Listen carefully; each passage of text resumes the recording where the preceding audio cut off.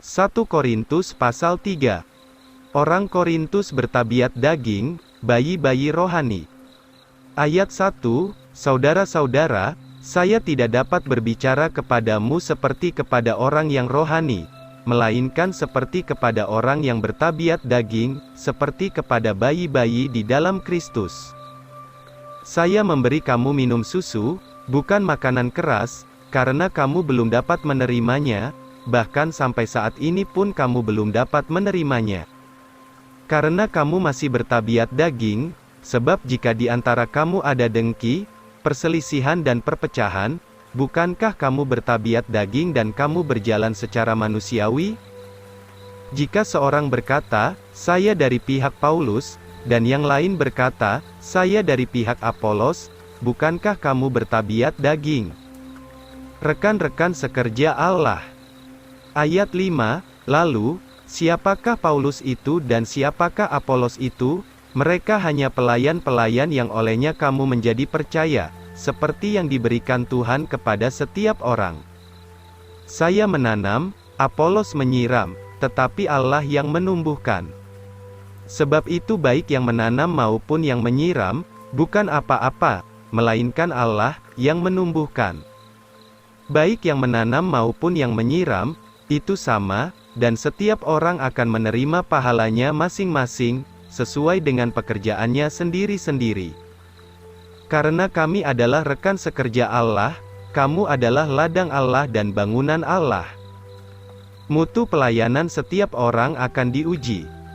Ayat 10, sesuai dengan anugerah Allah yang diberikan kepada saya, sebagai seorang kepala pembangunan yang bijak, saya telah meletakkan alas, dan orang lain membangun di atasnya, tetapi hendaklah tiap-tiap orang memperhatikan bagaimana ia membangun di atasnya.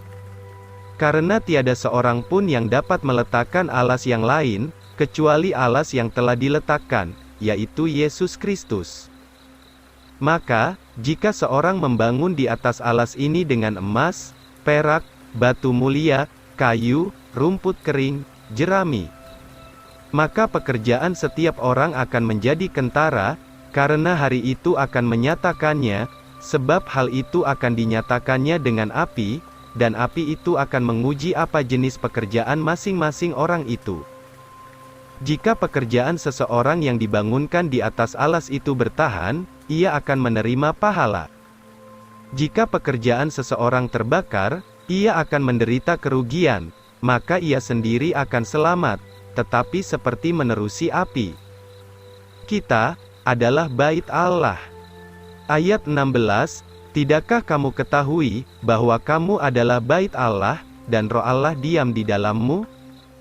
Jika seseorang membinasakan bait Allah, maka Allah akan membinasakan dia, karena bait Allah itu suci, yaitu kamu. Hikmat dunia ini adalah kebodohan kepada Allah. Ayat 18, janganlah ada orang yang menipu dirinya sendiri. Jika ada di antara kamu yang menyangka dirinya berhikmat di dunia ini, biarlah ia menjadi orang bodoh, supaya ia boleh menjadi berhikmat. Karena hikmat dunia ini adalah kebodohan kepada Allah, karena ada tertulis, ia menangkap orang yang berhikmat itu di dalam kecerdikannya sendiri. Dan lagi Tuhan mengetahui pikiran-pikiran orang yang berhikmat itu, bahwa semuanya itu sia-sia belaka. Karena itu, janganlah ada orang yang memegahkan dirinya atas manusia, karena segala sesuatu adalah milikmu.